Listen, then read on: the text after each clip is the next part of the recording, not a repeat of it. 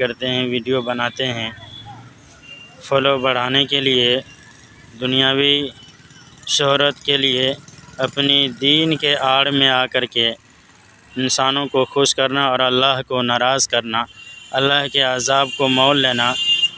میری بہنیں ایسی حرکت سے باز آ جائیں، ورنہ وہ گھڑی آنے والا ہے جب قبر میں رکھا جائے گا تو کوئی دیکھنے والا نہیں ملے گا، کوئی بچانے والا نہیں ہوگا۔